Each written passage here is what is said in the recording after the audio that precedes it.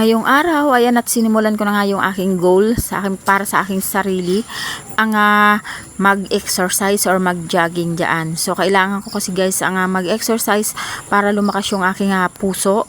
At ayun, gayon din na magbawas ng timbang mga ka-idol dahil nga napakataas na aking blood cholesterol. So, kailangan nating mag-ehersisyo para makabawas sa ating blood cholesterol. Dahil nag-take na ako ng gamot for 100 days pero walang nangyari guys. As in, walang nabawas sa aking blood cholesterol. So ayan nga, sinimulan ko na ang bagong goal ko, ang mag-ehersisyo at mag-exercise at kahit mag-jogging lang guys araw-araw dito sa harapan ng aming bahay dahil yan lang naman ang aking magagawa. Hindi naman akong pwedeng lumayo pa guys. So pwede naman dito dahil nga bukid din naman ito, magandang mag-exercise dito mga idol dahil nga fresh din yung hangin din eh. So yun, nagpabalik-balik lang naman ako dyan guys. Pabalik-balik lang yung exercise na aking ginawa para yan, pagpawisan man lang tayo mga idol. So yan lang naman yung kaya nating gawin nga para yung ating gawain sa bahay ay magawa rin natin pagkatapos nyan. So ngayon nga pala guys ay araw ng linggo at ayan, bago ako mamalengke ay nag-jogging muna ako dyan dahil nga kailangan talaga. So ayan guys, hinihingal na ako, nakailang balik na ako, yan nagsombrero ako kasi umaambon.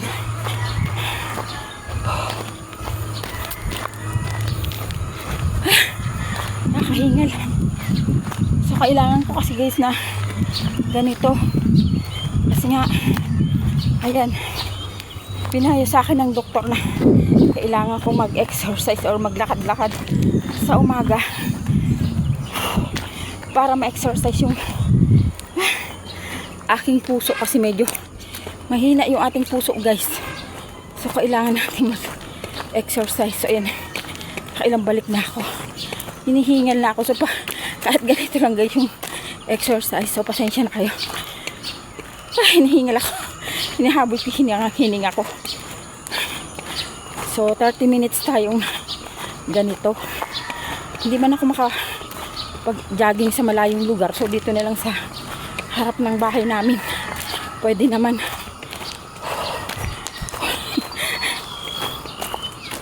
Nakakahinga. So magpapabalik-balik lang ako dito guys, 30 minutes. So para na rin ako nag-jogging ng malayo.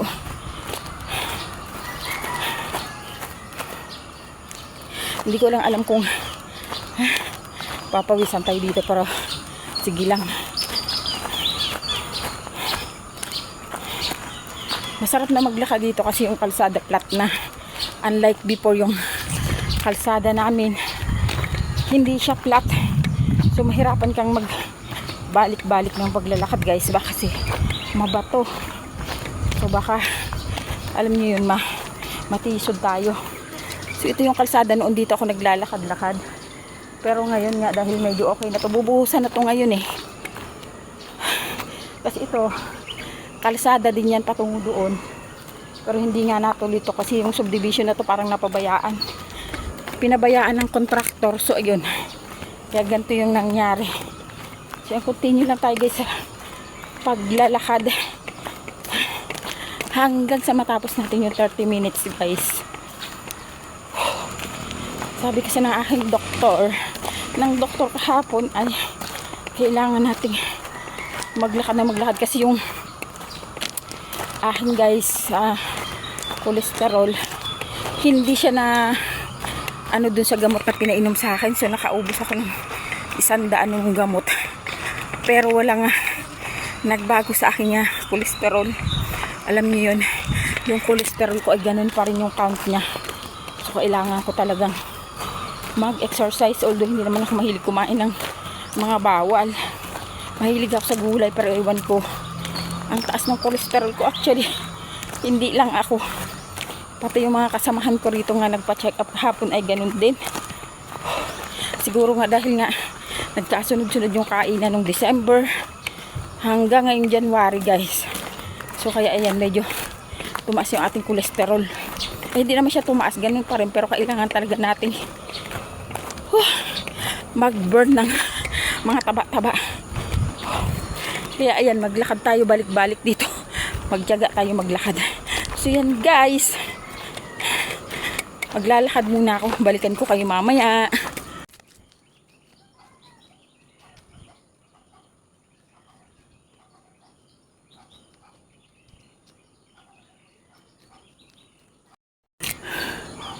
So yan ang tanawin dito guys sa bukid. Actually maaga pa. 6:20 ako nag-start ng umaga. At ngayon ay 6:44. So yan, magko-continuous lang ako sa paglalakad ko at konting takbo-takbo guys. Para kahit papaano ay pawisan tayo. Actually pinapawisan na ako. At itutuloy natin. Walang susuko sa exercise. Pasensya na kayo, maggalaw yung aking camera. Kasi nga tayo nagra-running, nagtatakbo tayo. So ang sarap na magtatakbo dito kasi flat na yung kalsada.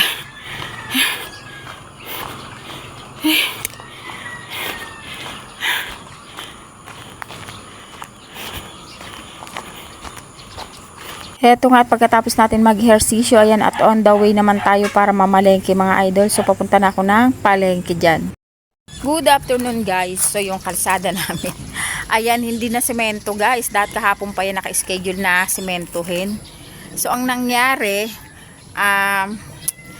nag-uulan. So umulan kahapon, umulan din ngayon. Kaya ayan, yung ambon-ambon ba, hindi naman siya ganong malakas, pero yun nga, nag-uulan, kaya siguro hindi nila itunuloy. Malamang na siguro kapag umaraw bukas siya nila gagawin. So ayan, kaya hindi natuloy yung pagsisemento nga dito guys. Hindi natuloy yung pagbubuhos. And hindi rin tayo nakapag-jogging kanina dahil nga naulan-ulan kaninang umaga. So hindi tayo makalabas ng bahay mga idol. So ngayon lang ako nakapag-video dahil nga busy na naman tayo as usual kapag araw ng linggo guys. Busy talaga ako sa loob ng bahay. Marami akong kinakalikot, marami akong inaasikaso. At saka nandyan yung aking mga trabahador at kasama sa bahay. Trabahador talaga. Mga nagtatrabaho guys. Ayan. So lalabas ako dahil ay, ano ba yan? My goodness. Lalabas nga ako kasi bibili ako ng gamot. Nakalimutan ko rin guys yung aking reseta.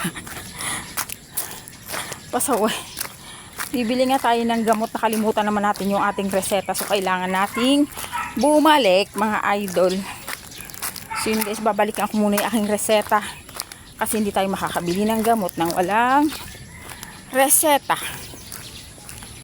So nakuha na natin guys, ito na yung reseta.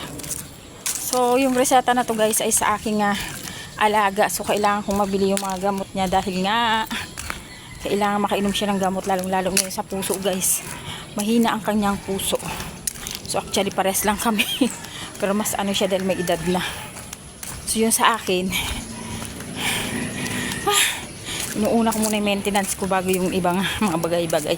So yun guys, see you later. Punta muna tayo sa kanto. Medyo malayo, maglalakad lang ako. Wala akong sasakyan.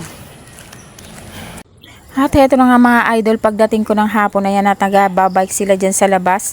So nandito yun na dalawang chikiting para magbike dyan. So hinahayaan na magbike dyan kasi nga pwede nang magbike dahil hindi na bako-bako yung daan. So ayan, kasama nila yung mami nila para magbike dyan. So ayan nga mga idol. So ito na lang yung ating video for today. Maraming salamat sa inyo nga suporta. Thank you Lord so much for all the blessing, especially sa good health at sa pang-araw-araw nating pagiging safe. So maraming salamat po sa inyong lahat. Thank you so much for watching. See you all tomorrow.